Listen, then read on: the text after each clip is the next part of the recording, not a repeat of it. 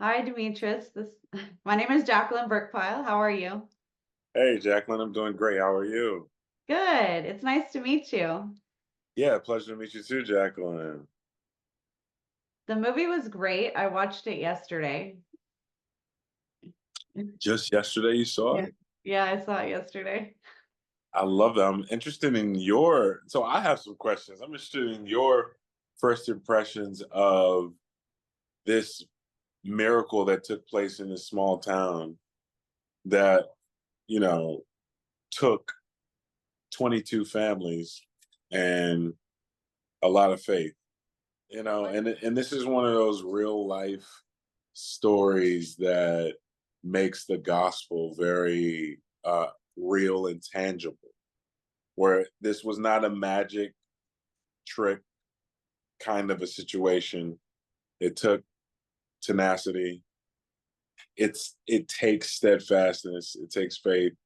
You know, it's not without challenge that um, the people of Possum Trot have been able to set this standard and this bar for what it means to put faith in action for all of us.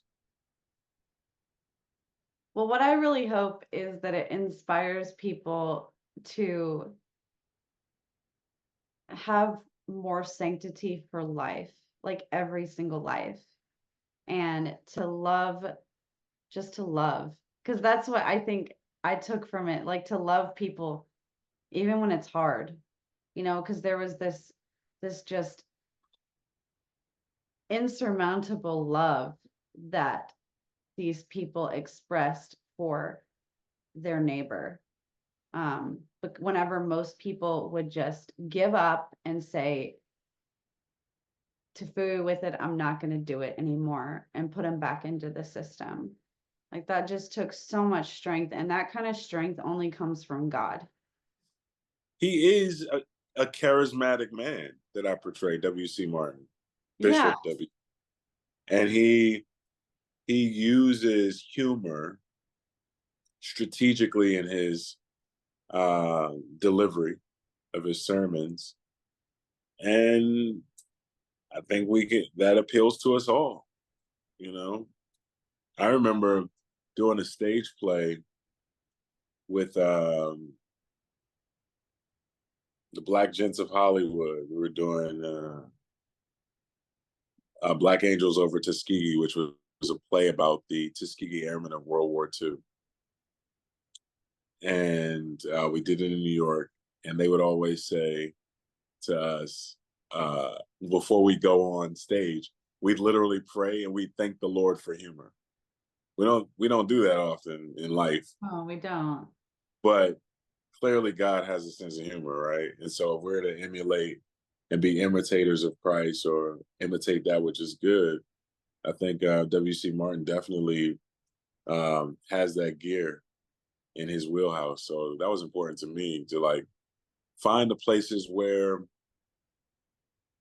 you can have levity in the midst of tumult, challenges. Uh, so cool. I'm glad to hear that you did laugh because I think that was something important that was in in the story, maybe not necessarily written on the script, but we in playing these characters and getting to know the people that we were portraying a bit, we saw how humor helps us through. I think there was also a lot of joy, just in your presentation of Bishop Martin, because he was very joyful, even though he was going through a lot of suffering, which is a true example of what it means to emulate Jesus. So, and I really loved that he was a strong father figure because I mean, and this was a married couple that took on a lot of kids, and you don't see that very much in our Sure, culture. sure, and it's important. Um, families are the bedrock of any successful society, and the Martins know that. They knew that. To this day, I was talking to someone the other day, and I was just letting them know, the kids that they adopted are now adults, so they have grandchildren, right? And so it's like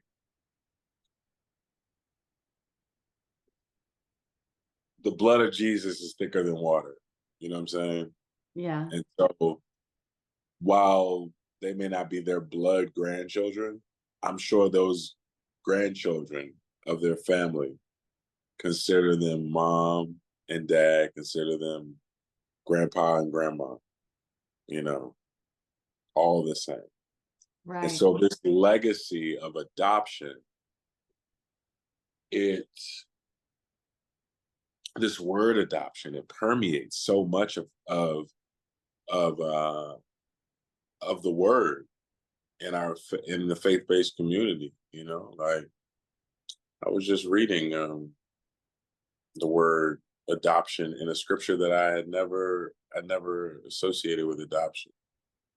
It was in I can't remember the scripture. Shame.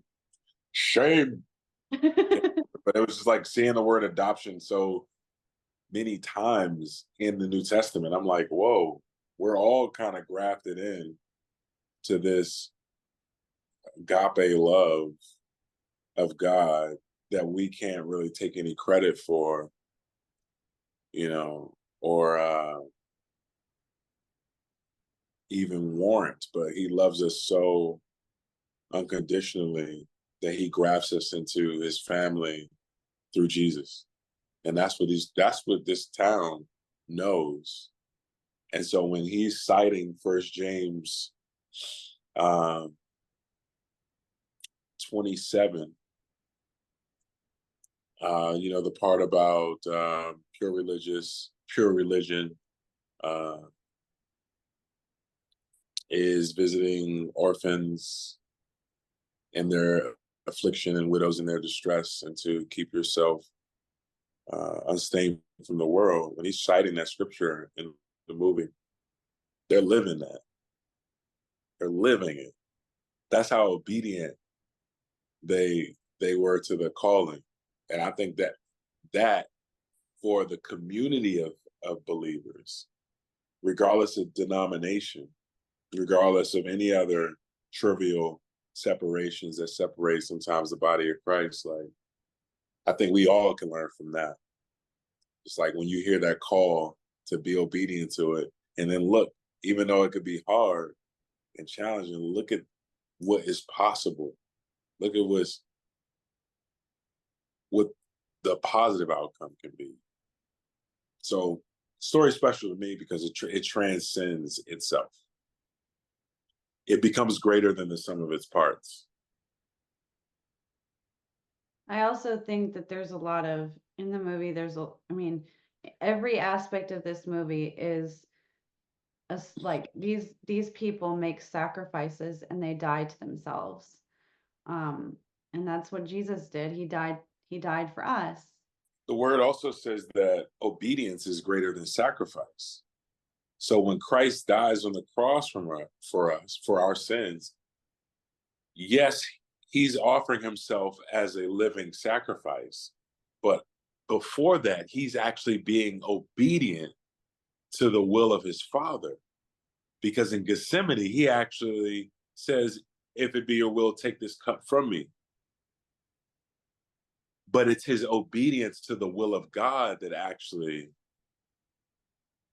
even creates space for him to offer himself as that living sacrifice on the cross. If Bishop W.C. Martin and Donna Martin aren't obedient, if First Lady Donna Martin is the first one that gets the nudge from the Holy Spirit in real life, because her mother transitions, and the legacy that Miss Cartwright is her name in real life. Mama Cartwright transitions, and she has helped raise so many people. And one of the last things she says to Donna Martin is, in the movie, they even say it, it's like, oh, you guys just got 2 kids, or y'all ain't even got started yet, or something like that, or y'all just having fun, y'all just playing. And so her mother's absence in the physical, but I'm sure her mother's presence as a soul and the cloud of witnesses through the Holy Spirit. It connects with her, with Donna Martin, and it's her that provocates this movement. She first has to be obedient to that before she can offer the sacrifice. So I don't think it's white martyrdom. I think it is, man, just tenacious obedience that this couple in this community in Bennett Chapel that they had, or they have, in real time. That's pretty inspiring for all of us to, like, wow, lock in when we hear that word from God. Like, go ahead, we gotta lock in. We gotta lock in and follow. It's not easy for any of us, but it's the most rewarding thing we can do as believers.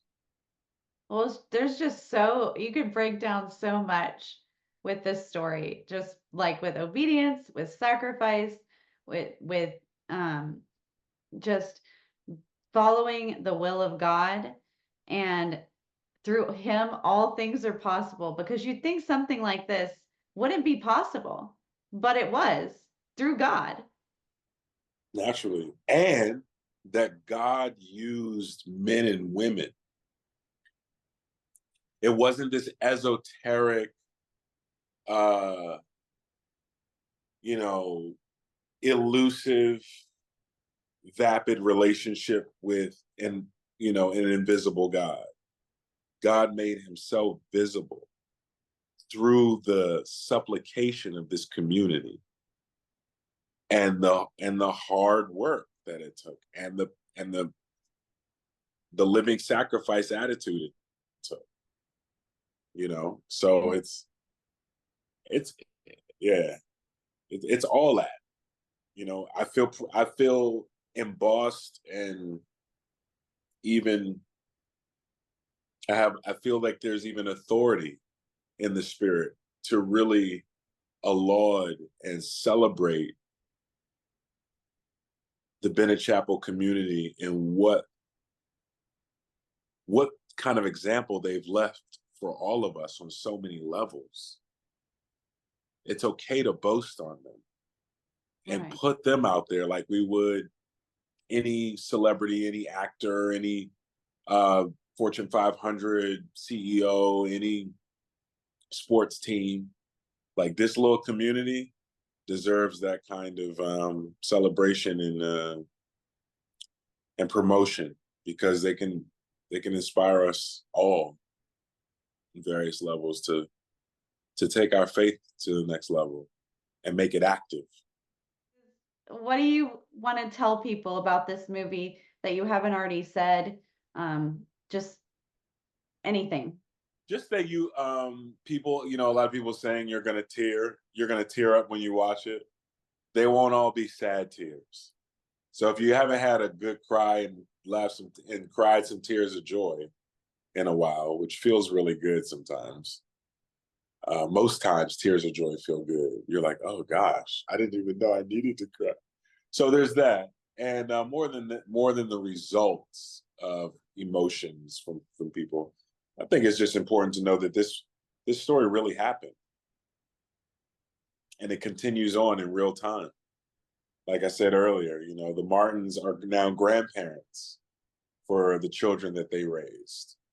So they're still full of life, still telling their story, still writing their chapter in this great story. So tap in, and there's stuff and we can all do something to help in this orphan crisis. We all can pitch in and help. Well, thank you for telling me all of that, and for just doing this movie, because I think it's gonna really help a lot of people understand the importance of adoption and the sanctity of life. Indeed. Thank you, Jacqueline. Thank you very much. Are you sure these people want us? I know they do. You can call me Mama. Oh, Lord.